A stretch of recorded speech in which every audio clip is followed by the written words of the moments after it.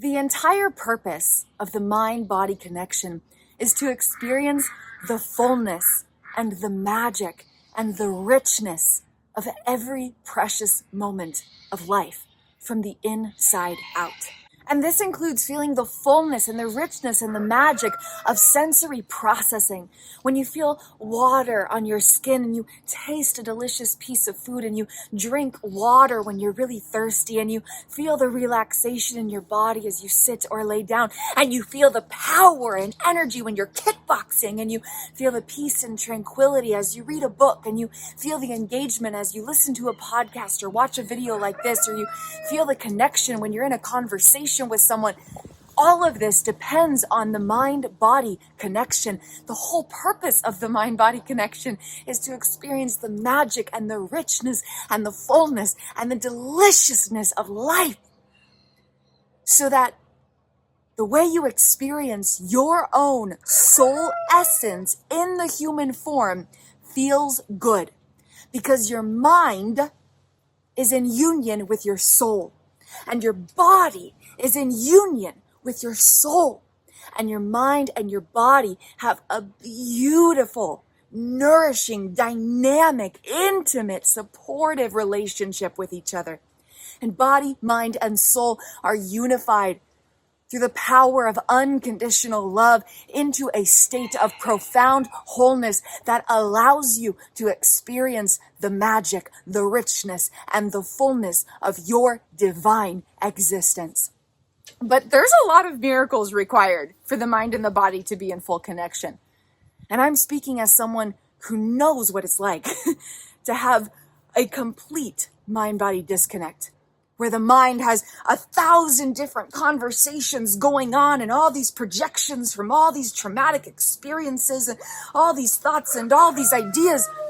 And then the body's over here like, I got all these sensations and all these feelings, but they have no communication with each other. And the mind can't feel the body in the present moment. And the body can't tell that the mind is there for it. And so it's having a present moment experience that's actually consumed by projections of past experience, because it can't be grounded in union with the mind. And I know what it's like to live in a mind that doesn't know how to support your soul essence, because it's got these programs and these projections and these unprocessed experiences and these habitual patterns of what you believe and what you think based on what you've experienced and what others have told you is reality, and a mind that doesn't know how to support the soul self because it has programs rooted in past experiences instead of the truth of who you really are. And I know what it's like to live in a body where you can't feel comfortable in your own skin. There's no space for your soul to freely flow inside of your body, where you're uncomfortable and you don't know about the shape or the size of your body, and you don't really feel comfortable with the way your skin feels, and you don't really know how to feel relaxed in your body when you're around other people or moving in different ways. You don't know how to be in your body when you're exercising. I know what it's like. And I also know the deliciousness of being on the other side, where the mind is a full expression of the soul, free from every pattern and program and able to think new thoughts and have new ideas. Everything I share here, all the trifecta treasure trove modalities, everything in my implicit revelations case study, everything that I share here through my work is everything that I've learned in my own inner realities. I am 100% self-taught, and the concepts that I share are things that I've pieced together through my own inner journey. And that's because my soul essence was able to come in and take over my human mind. My human mind, before my soul essence said, hey, what's up? I'm coming in for a landing. My human mind couldn't have come up with this stuff. My human mind couldn't have learned neuroscience and understood consciousness and understood how to create new healing modalities out of nothing. Like, my human mind couldn't have done that. But my soul essence was like, human mind, I'm coming in for a landing. I'm taking over, baby. We thinking new thoughts. We going new places in our train of thought and our streams of consciousness. And I know what it's like to be on the other side, where you feel amazing in your body. And your body can do things you never even knew was possible. and the deliciousness of everyday sensations is so overwhelmingly ecstatic that there is emotional fulfillment and profound wholeness and unconditional love somatically sensed simply by existing. And so I know what it's like to be on the side where there's no connection between the mind and the body to a point where it literally feels like hell. And I know what it's like to be on the other side of that, where every moment of mind-body connection feels like heavenly perfection. And I know the bridge to get there. So that's what we're going to dive into today. I'm so excited to share. Thank you for being here. Thank you for being you. On this journey of self-healing and soul awakening, we want to accomplish three things. We want to resolve disruptions between the mind and the body and the way it connects. Resolve disruptions. We want to improve communication and connection. So the mind and the body are like, hey, what's up, body? Oh, hey, what's up, mind? How you doing? What do you need? How can I be there for you? Oh, I got you. Let me take care of your needs. Here's on my agenda today. Can you help support me in this? Yes, we're such a good team. Let's go, baby. And the mind and the body start to have a new type of relationship, where instead of the mind saying, I've got all these thoughts and all these ideas and all these plans and all these to-do lists and all these perspectives, and then the body's over here like, I've got all these needs and all these feelings and all these sensations and all these emotions. And they're like, yeah, we're kind of at war because we're basically two polar opposite realities that want nothing to do with each other. It's like a lot of work to be around you. That's how the relationship of my mind and body used to be. And I know that it can happen because when we're moving through everyday life, the mind and the body usually have different priorities. The mind says, these are the plans I need to do. These are the things I'm thinking about, and I'm looking at this. And the body's like, I'm hungry. I'm thirsty. I'm tired. I need to move. I have sensations. I want to feel the ground underneath my feet. I want to have a moment where there's no thoughts and I can bliss out. I want to just move my body without having to think about it. And the mind's like, I got stuff to do. So I know what it's like. I know what it can be like. So we want to resolve the disruptions, improve the communication, start to cultivate a new relationship between the mind and the body where there is a place of love and understanding, and they support the needs and desires of each other. Where when the mind says, hey, I've got this to-do list, the body says, let me help you do that. And the body says, hey, I have these emotions I need to process. And the mind says, let me hold space for you. And the mind says, I have these ideas and these things I'm trying to process through, body, can you help me hold space to explore these ideas? The body's like, I've got you. The body is like, hey, I'm hungry, I'm thirsty, I'm tired, I need to go for a walk. I want to watch the birds fly around in the sky and not think about anything for like 20 minutes. And the mind says, I'll hold space for that, and I'll stop doing my thing so I can let you do your thing, and we can be a team, okay? We can be a team. We can be a team. Imagine the mind and the body as two distinct persons in a relationship with each other. And they're very different people, but they have a very beautiful, beautiful connection. And they nourish each other through their differences, and they understand the realities of each other. They understand how the other one works. They understand the processes of each other, even though they're very different. That's what the mind and the body are like. And imagine in this relationship, the mind and the body being personified through two distinct persons as two different people. The mind and the body are having a constant exchange of energy messages, okay? And this means that the body talks to the mind, and then the mind has to receive and interpret what it's saying. And then the mind talks to the body, but then the body has to receive and interpret what is being said. And so there's actually a lot of complex miracles occurring just for the simple feat of a mind-body connection. And when you think mind-body connection, maybe you think mind-muscle connection. Yes, that is a piece of it, but there's a lot more to it. So we're going to dive into it, okay?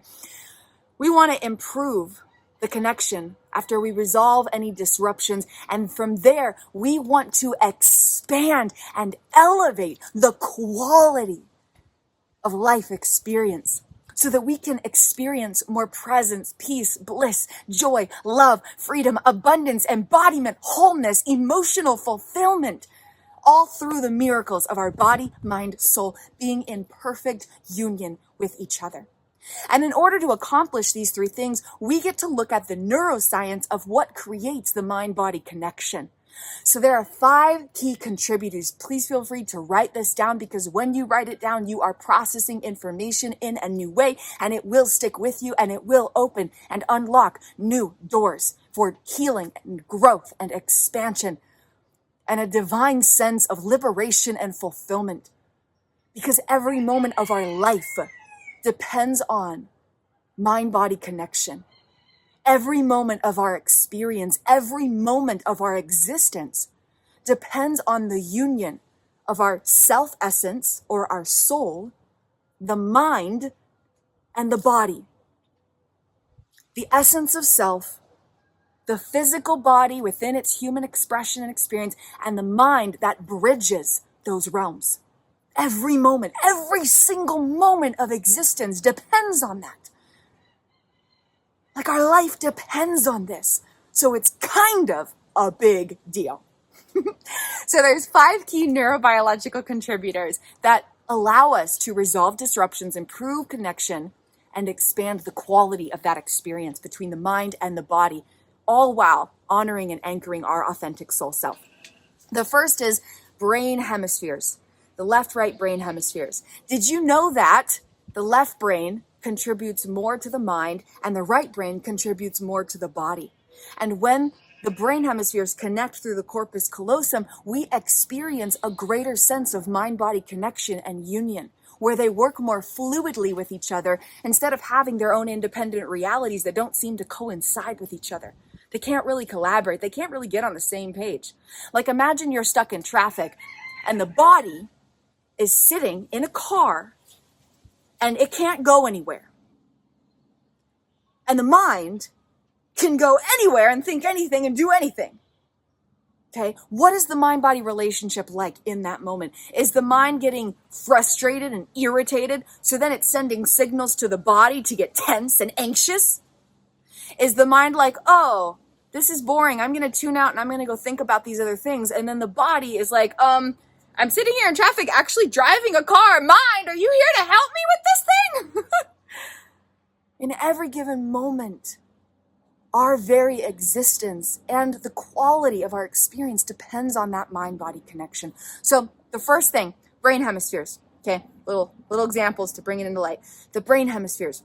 And so we want the brain hemispheres to be in connection, to be in union, to be in relationship, to have a relational bond, to have association with each other, to have attachments with each other, to have connection with each other, to have a relational bond. And here's the thing. The brain hemispheres are literally 2 separate things. The only connection they have is through the corpus callosum, which is like a whole bunch of like millions, quadrillions of nerve fibers, right? A whole bunch of nerve fibers. But without those fibers, that's it. The brain hemispheres are totally separate and they can't connect. So we need to build up that corpus callosum so that our brain hemispheres can connect. So the first neurobiological contributor to our mind-body connection is the relationship and the connection and the association between left-right brain hemispheres. They're like 2 distinct beings, and they have a relationship with each other. The second neurobiological contributor to mind-body connection is the triune brain, where we've got, triune means 3, right? We've got 3 parts of the brain. And you can get more technical with all the details, but we'll just keep it real simple and say there's the front part of the brain, the middle part of the brain, and the back part of the brain, okay? Triune brain, 3 parts, okay? So the first one was left, right, kind of looking down like the middle of it. Now we're looking front, middle, back, okay? Front, middle, back. And you guessed it, the front parts of the brain are going to contribute more to the mind, and the back parts of the brain are going to contribute more to the body. So when there is a beautiful, harmonious, connected relationship between the front, the middle, and the back parts of the brain, then we get to expand that mind-body connection in everyday life. What does that look like? How does that affect your personal experience? Let's pause and look at that real quick. So what we're talking about can be more relatable, more personable, more applicable. So let's just do a little assessment here and see how well your mind-body connection is supporting you in everyday life.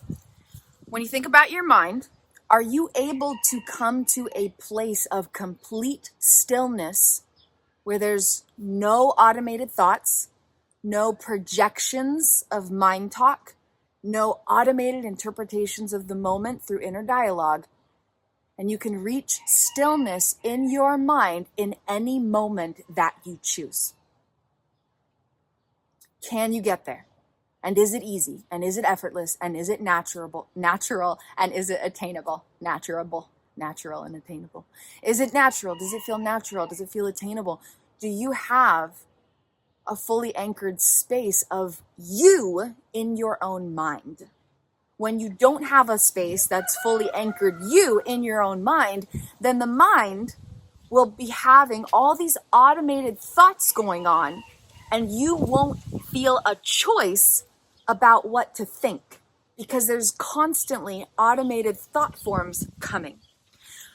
In contrast, when you are able to fully anchor your own authentic self-essence within your mind, you can come to stillness in any moment that you choose. You can notice an automated thought and say, that's just a projection, that's not me, and I can choose whether I agree with it or whether I completely ignore it. It's not the truth of who I am in any capacity.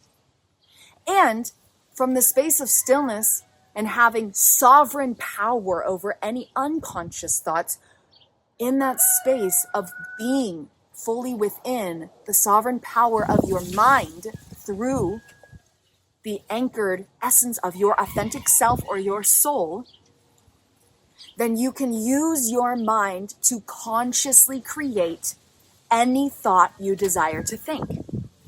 And in that journey, you can start to have new streams of thought, new trains of thought or streams of consciousness, and actually think thoughts you've never thought before. Most thoughts are just this recycled unconscious loop across the collective consciousness of humanity. So as our soul awakens and we dive deeper into self-healing, we want to transmute those automated energies, anchor and expand that space of stillness and allow it to be more accessible on a daily basis at our will. And from there, expand into conscious thought. And when we do this process, we get to think thoughts we've never thought before. And in this journey, we get to expand our creativity, our purpose, our expression, the way we communicate, the way we perceive, the way we conjure it through our mind. And as one of infinite examples, the stuff that I share through my work was a journey of getting to experience new thoughts. Okay, a few years ago, all of the thoughts in this mind were unconscious. Stillness, I'd never experienced that in my life. Had no idea what that felt like. Had no idea if it was even a thing. Like, people be like, yeah, get to a place of stillness. And I'm like, what are you, an alien, you lunatic? That's not possible. That's not possible. The mind doesn't ever stop talking. Yes, it does. But we get to understand the neurobiology of why the mind is talking if we want to transform it. So I know what that's like. I know what that's like. A few years ago, every thought that was being projected in the mind that was all about trauma, anxiety, depression, eating disordered action patterns, like just any unpleasant thought that you could ever possibly imagine was being projected. And there were thousands of these unconscious projections with no connection in a grounded body and no opportunity for stillness. So I know what it's like to be there and to be on the other side. And it's all about understanding the neuroscience of what creates it, and then using the power of consciousness in a playful and pleasurable way to resculpt and rewire that. It gets to be a fun journey. It gets to be an enjoyable, pleasant, pleasurable journey. But once we understand the neuroscience of it, then we can expand our potentials to create that transformation. And so can the mind come to a place of stillness, choose the response or choose to have no response to unconscious thoughts, and then consciously create the thoughts that it wants to think? And in that process, discover thoughts that it's never had the capacity to think before. Piece together new ideas. Everything I share through my Trifecta Treasure Trove was this gradual journey of being able to piece together new ideas, going from all those thousands of trauma-riddled projections, healed, transmuted, stillness, expanding, choosing new conscious thoughts. Oh my goodness, I'm learning ideas I never imagined possible, and I'm learning them through my own neurobiology and my own consciousness without sourcing this information externally. And so as we come to the stillness, transmute those unconscious projections, which we'll explore what's actually causing that in this video, and then choose conscious thoughts, we get to actually think thoughts we've never thought before. We get to have ideas we've never had before. We get to understand things in ways we've never had before. We get to access more power of the mind than we ever imagined possible. And that will look different for every individual, but every soul on this planet is here with a particular gift, is here with a particular purpose, is here with a particular desire, a desire of expression, a desire of expressed purpose. And allowing for the soul to be anchored in the mind will support that, no matter who you are or what your intention or desire or purpose might be. Having the soul anchored in the mind will help you a million, trillion, bajillion fold in this journey. So that's the first little question to evaluate here when we explore how the mind-body connection actually impacts our everyday life. The second question here is, can the body be present with what the mind is experiencing, or does it disconnect? And vice versa. Can the mind be present with what the body is experiencing without disconnecting from it or overriding or interjecting or interrupting it? Okay? So for example, if the body is like, I've got all these emotions and I'm just feel like crying my guts out. I had this like just yesterday. Body's just like, I just feel like curling up in a ball and crying, and I've got all these needs and I've got all these feelings, and oh my goodness, every sensation is like, there's so much happening. Do you know how much feeling is happening inside of me? If the body's going through a lot of emotions or feelings or sensations, and this could be internal emotions, maybe coming up, maybe that you understand the cause of, or maybe that you have no idea why it's happening, or it could be somatic processing. And maybe it's something that feels good, or maybe it's something that's overwhelming. For example, the very first time that I got an electric toothbrush, I turned that thing on and put it in my mouth, and the sensation was so overwhelming, it almost activated a trauma response. The vibrations, my whole head started going numb and tingly, and my whole body was freaking out. What is this thing vibrating inside of my mouth? It was so uncomfortable. It was genuinely intolerable. I was like, crap, I'm gonna have to not use the toothbrush. I can't use it. I can't use it. My body won't let me use it. And there was such an overwhelming sensation of somatic processing that my body was like, nope, peace out, bye, see ya later, I'm not doing this. And my mind was like, oh crap, my body's right, we can't do this. But once I was able to be like, nope, my body's experiencing something new, and I understand the navigational patterns, and all that's happening is that my body doesn't have navigational patterns to support this sensation. The body recognizes things based on unconscious memories, which we explored later in this video and in other videos as well. The body recognizes things based on the navigational patterns in its unconscious memories.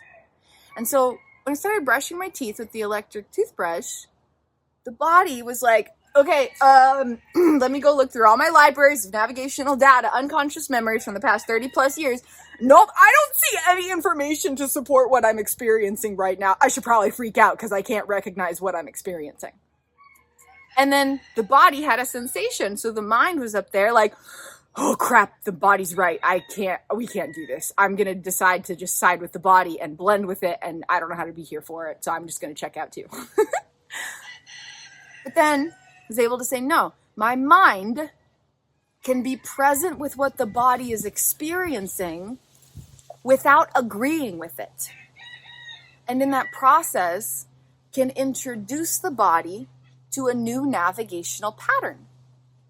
And once the mind was able to grow curious about why the body was having a bit of an overreaction, if you will, Like it literally felt like my entire head went numb and like I couldn't feel my gums and like my whole face was vibrating and my whole body was like, I don't know where I am. I don't know what's going on. Like it was quite hilarious after the fact. Very uncomfortable doing. Okay. So just a silly, simple, everyday example, and you can put this in the framework of whatever your own experiences might be. But the body was unfamiliar with the sensation that was happening. So the second that the mind was able to be distinct from the body and be like, okay, you've got your sensation going on, but then I have my conscious thought going on.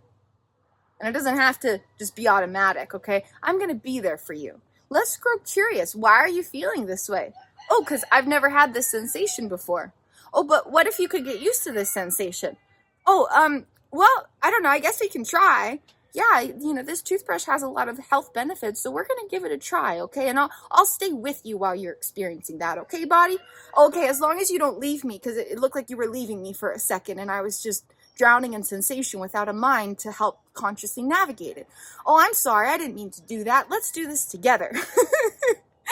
I was able to normalize the electric toothbrush in a couple of days, right? Okay, so just a silly, simple, everyday example. Can the mind and the body be present with what the other is experiencing?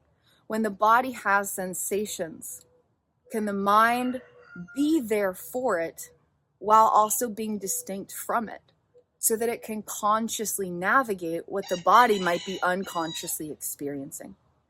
And then this is a two-way street. If the mind is up here like, I've got these ideas, I've got these trains of thoughts, I've got these to-do lists, I've got these thoughts I'm organizing, can the body be present with that? Or is it like, oh my God, I'm overwhelmed, you're thinking too much, you've got too much going on, I don't know how to help you, like, you want to write down all these thoughts, like, I don't know how to help you translate that, like, you're on your own, bro.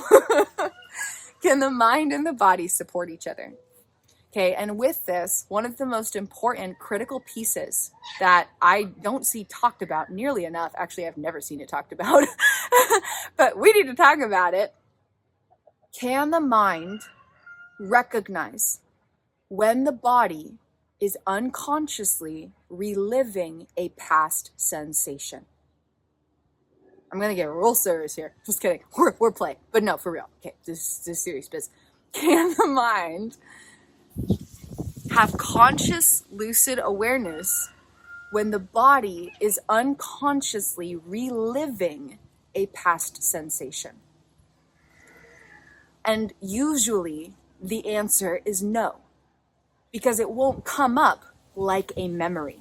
There won't be a sensation and be like, oh yeah, I remember that I had this sensation that one time 3 years ago, 5 years ago, 20 years ago. This must be a memory from that experience because I'm connecting the conscious experience with the unconscious sensation. And that's really obvious to me. That's never, ever, ever what happens. Instead, the body's like, feeling, sensation, emotion, overwhelm, intensity, more feelings. And the mind is like, wow, I'm in a present moment and I'm having all these feelings, emotions, and sensations. And there's no correlation with the past experience because of the neuroscience and the neurobiology of what's happening in the mind and in the body and in the space that connects them. So one of the most critical pieces on a journey of self-healing and soul awakening, because I don't think I've ever seen a journey of soul awakening where there isn't like self-healing involved. And like the most epic self-healing journeys are always the ones that also involve soul awakenings. Have you noticed that? I think that's pretty beautiful and magical, magical and miraculous. That's a left-right brain connection thing.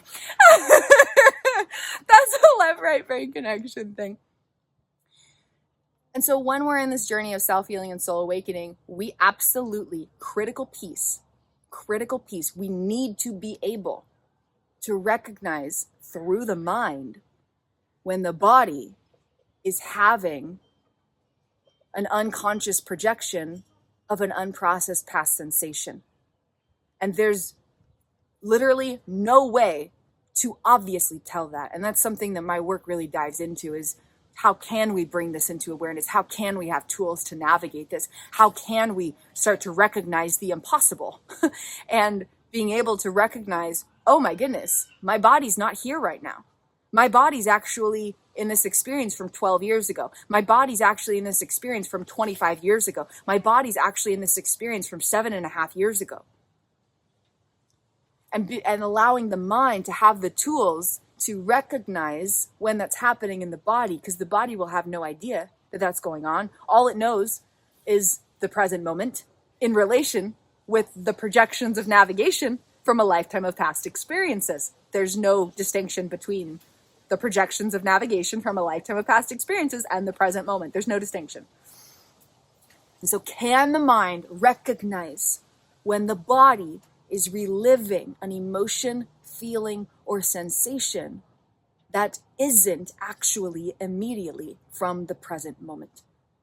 It won't be obvious. Okay, so we want to be able to bring the mind to stillness, consciously respond to those unconscious projections and transmute what's creating them so that they're like not there anymore and there's no unconscious projections going on, just supportive navigation on occasion, and then be able to consciously choose the thoughts and allow for the mind to be present with the body, so that when the body's like, I've got all these needs, I've got all these feelings, I've got all these sensations, there's something going on in my muscles and my connective tissue, I've got feelings here, I've got emotions in my freaking knuckles, man, like I got feelings up the wazoo. The mind to be fully present and not interrupt it and not interject interpretations. Oh, well, you must be feeling this way because of this. And, oh, if I just give you a cookie, you'll be quiet. But for the mind to actively and consciously hold space for the body. For the mind to actively and consciously hold space for the body and to support the body in going through what it's going through and not stay stuck in whatever it's experiencing, but to flow through those emotions and to understand them. Okay, maybe I need a snack because I don't have enough vitamins and that's what's making me sad right now. There's an unprocessed memory coming up from 12 years ago and I need to process that to help my body process through this emotion. My body's just sad because it's really tired and it's frustrated that I'm trying to do stuff without listening to the fact that it's tired, okay? For the mind to be able to consciously respond to what the body's going through, to hold space for it, to be there for it through that, and to support the body in receiving what it needs and to know how to interpret what it needs.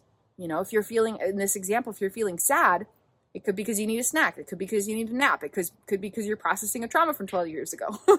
And so for the mind to gain these tools and this expanded inner awareness to know how to interpret the messages from the body. Okay, remember, if the body was two distinct persons, they're talking to each other, but then they're also receiving those messages from each other. And so we want to make sure that that flow of energy messages is communicating at its optimal capacity.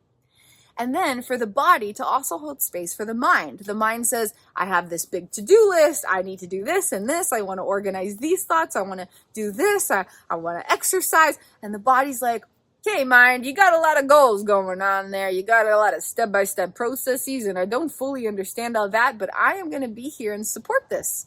And you can use the body, okay, to accomplish those goals. You can, I'm here. I'm here as the body. The mind wants to do all these things and express itself in all these ways it's maybe never done before. Sure, I'm here as the body, and I'm going to help you with that. Another way that the mind-body connection appears in our everyday life is when we make choices. When you make a choice, is the body automatically moving before the mind is like, okay, yes, I'm going to be intentional about how I'm moving and what I'm choosing. Or on the flip side, does the mind go, oh my God, I have to make a choice.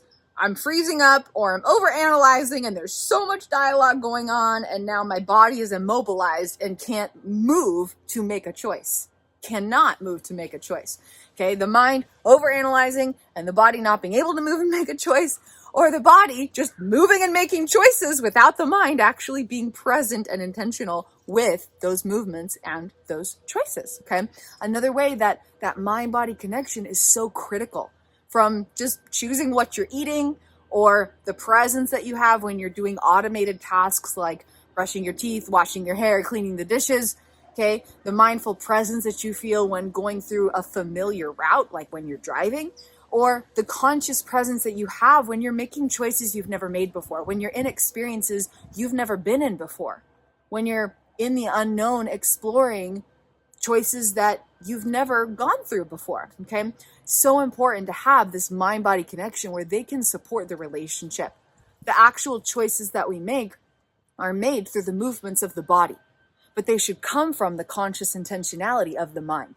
And so there needs to be this fluid harmony with a really powerful, grounded, anchored essence of self in the mind and the body, with full connection and union of those two inner worlds. Okay, the next way that this mind-body connection comes up in our everyday experiences is our capacity to experience the present moment. And we can actually look at this on a quantum level, because in the present moment, the past is being rewritten inside of our bodies, and the patterns that will affect our future potential moments are being rewritten inside of the body. And so the way that the mind and the body connect in the present moment affects past, present, and potential realities simultaneously. In addition, we want to fully experience the present moment. We want to expand the quality of the present moment, to have more peace and bliss and joy and love and freedom and wholeness and abundance and embodiment and emotional fulfillment and expanded states of pleasure and satisfaction. And all of that depends on our body, mind, soul. Experience is being translated, projected, and actually encountered through our body, mind.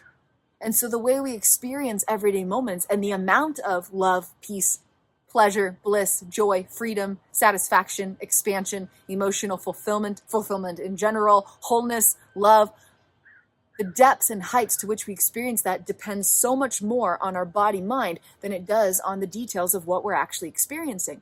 We need a body mind that has navigational patterns that can support us experiencing those things that we desire. And so we want to fully experience that present moment, but then we can also actually look at the quantum reality here, where the manner, very specifically, the manner in which the mind and the body are connected in the present moment affects how information from past experiences is being rewritten inside of the brain and body right here, right now.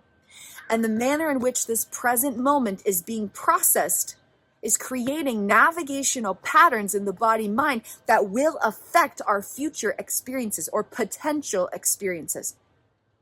Past, present, and potential all being impacted by the mind-body connection right here, right now. Plus, your capacity to really enjoy existing in the present moment. So the mind-body connection, to summarize, and I invite you to journal on this and see where you're at with that mind-body relationship. And to serve and support your journey, I welcome you into my magic portal, where you can gain access to free libraries of content creations. And there's a lot of magic from the past several years of my work, but then the real golden nugget that I'm so stoked about and so proud of and so grateful to have the chance to share with you, because it's low-key, it's a little life-changing, just a little bit life-changing. It's over 90 pages, and it's called Rebirthing Body, Mind, Soul Foundations Playbook. Rebirthing Body, Mind, Soul Foundations Playbook, a free introductory gift to welcome you into the sacred work that I do and to serve and support your journey in allowing for the next step to be the best step you've ever made, so that your inner exploration of self-healing and soul awakening can bring more expansion, wholeness, emotional fulfillment, unconditional love, peace, presence, power, bliss, joy, freedom, wholeness, love, fulfillment. I know I said those, but I'm saying them again because they're that important. Abundance and embodiment from within your own inner being.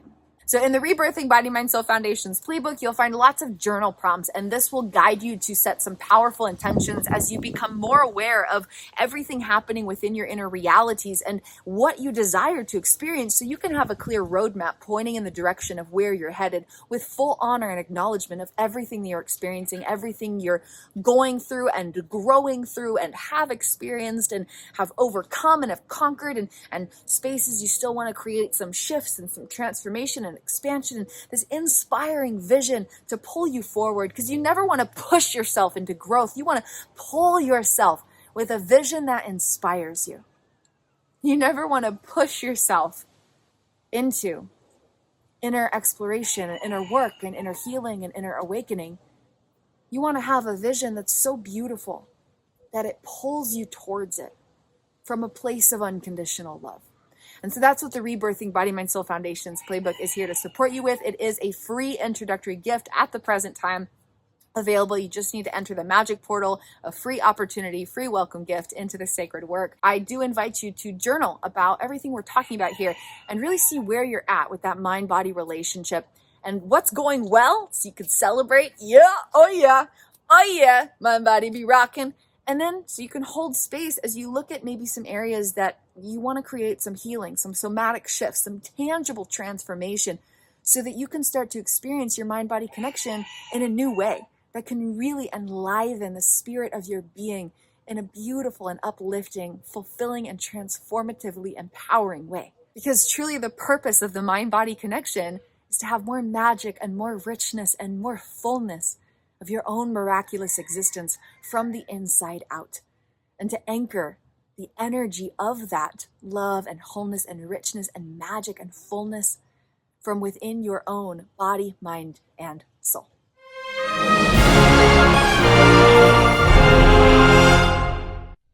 These videos reference Kristen Windsor's original Trifecta Treasure Trove modalities, intellectual property of Kristen Windsor, all rights reserved.